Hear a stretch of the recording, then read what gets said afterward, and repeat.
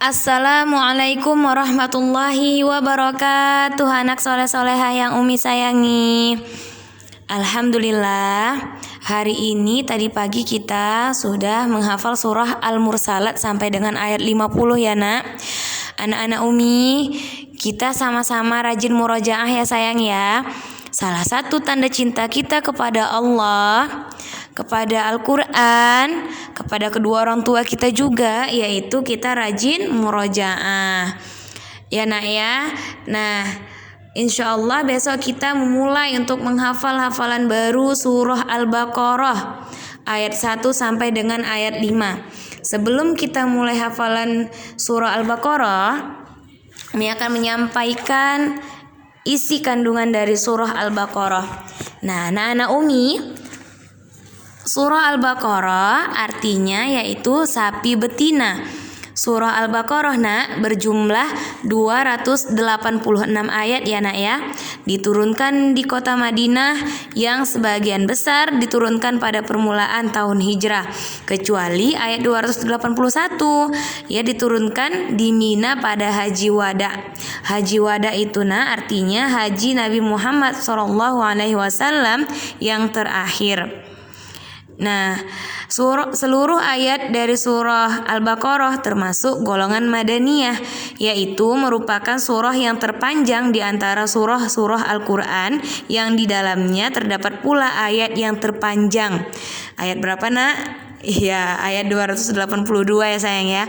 Ayat ini belum terdapat di dalam juz 3 sayang. Jadi insya Allah nanti anak-anak Umi akan menjumpai ayat ini. Insya Allah kita juga akan menghafal ayat 282 ini, insya Allah. Nah, di dalam surah Al-Baqarah ini nak ada pokok-pokok isinya. Yang pertama tentang keimanan, dakwah Islamiyah, yaitu dakwah Islamiyah yang dihadapkan kepada umat Islam, ahli kitab dan para musyrikin. Itu tentang keimanan ya nak. Kemudian yang kedua hukum-hukum, banyak ya sayang ya.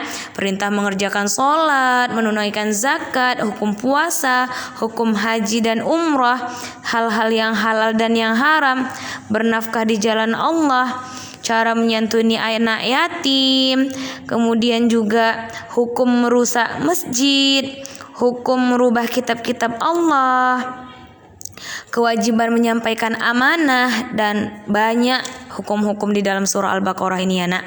Kemudian di dalam surah Al-Baqarah ini juga terdapat pokok-pokok isinya tentang kisah-kisah, yaitu kisah penciptaan Nabi Adam alaihissalam, kisah Nabi Ibrahim alaihissalam, kisah Nabi Musa alaihissalam dengan Bani Israel. Kemudian juga ada juga tentang sifat-sifat orang yang bertakwa, sifat-sifat orang munafik, juga terutama adalah sifat-sifat Allah. Tentang kiblat juga ada, dan kebangkitan sesudah mati. Jadi kesimpulan dari surah Al-Baqarah nak, yang pertama menjelaskan beberapa hukum dalam agama Islam. Yang kedua mengemukakan beberapa perumpamaan, contoh-contoh. Yang ketiga mengemukakan hujjah-hujjah. Nah jadi surah Al-Baqarah ini adalah surah yang panjang ya di dalam Al-Quran ya nak. Jadi kita harus bersabar dalam menghafalnya. Oke anak-anak Umi, kita mulai dari ayat 1 dan sampai dengan ayat 5 untuk hafalan esok pagi. Umi bacakan ayatnya, perhatikan panjang pendeknya, wakofnya, tempat berhentinya ya sayang ya. A'udzu billahi minasyaitonir rajim. Bismillahirrahmanirrahim. Alif Lam Mim. Dzalikal kitabu la raiba fihi hudal lil muttaqin.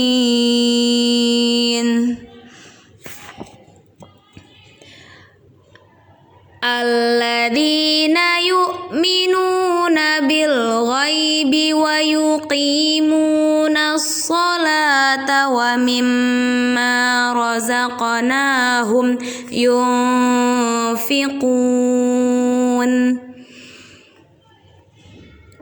والذين يؤمنون بما أنزل إليك وما أنزل من قبلك وبالآخرة هم يوقنون